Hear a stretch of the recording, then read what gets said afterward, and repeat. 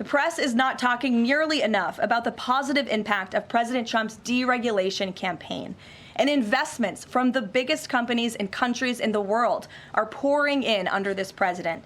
So far, total investment commitments under the Trump administration have reached more than $5 trillion, including $500 billion from Apple in U.S.-based manufacturing and training, $500 billion from NVIDIA and AI infrastructure, $100 billion from TSMC and U.S.-based chips manufacturing, and the $500 billion private investment by OpenAI, Oracle, and SoftBank in AI infrastructure as well.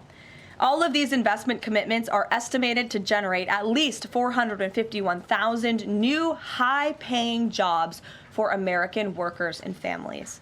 At this point, President Trump has secured more investments in the United States of America in 100 days than Joe Biden did in 4 years. Okay, let's stay on what Press Secretary Leavitt just said today, saying the White House has gotten promises from companies and sovereign wealth funds to invest a combined $5 trillion in the United States. That is 5 times more than what companies promised under Joe Biden, at a smaller $1 trillion. And only after Joe Biden spent $4 trillion of taxpayer money on things like go nowhere green energy and electric vehicle projects. Joining us now for a reaction, Deputy Treasury Secretary Michael Faulkender. Michael, we welcome you back to the show. It's great to see you. So what do you make of what we just reported on? This could mean 500,000 new jobs. Is that money coming in? Let's show the companies promising to invest in the U.S. The president tomorrow will meet at the White House with executives from NVIDIA, Eli Lilly, GE Aerospace, J&J, and SoftBank. Is the money coming in? Great to be with you again. Yes, Liz. That money is going to start rolling in because this president recognizes that the way to rebuild the industrial base in this country is not by a massive amount of government spending, but it's by creating the economic conditions such that private companies want to invest here in the United States.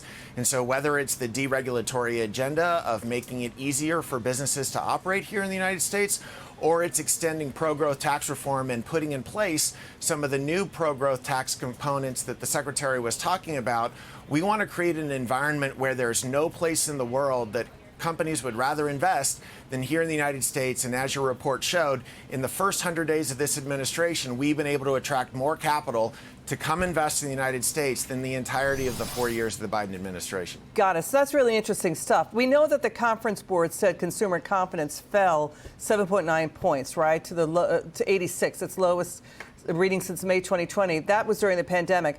Doesn't Trump's next 100 days hang on Congress and the big, beautiful bill? Should the president shift focus to the Trump tax cuts away from tariffs? Because everyone's taxes will go up if those tax cuts aren't reenacted, including on the blue-collar middle class. So no taxes on tips, no taxes on overtime, no taxes on Social Security. Because tax cuts will reset the poll numbers. It means taxpayers keep more of their hard-earned money. What do you think? That's right, Liz. I mean, this administration has been focused the entire 100 days, not just on rebalancing our trade arrangements, not just on the deregulatory components, but we have been working very closely with Congress, both the House and the Senate, in order to push forward the process so that we can extend the president's pro-growth tax reform and expand some of those components in order to improve incentives for people in the labor force. So as you said, no tax if you make extra money providing good service and get more tips. No tax on the overtime that you work in order to generate more benefits to the American people. And no tax on Social Security benefits so that if seniors decide to make a little bit of extra money working, they get to keep more of their Social Security benefits. All of these things are going to re-privatize the economy. The Secretary has taken the lead on what we call the Big Six, which is the negotiations between the House, the Senate, and the administration.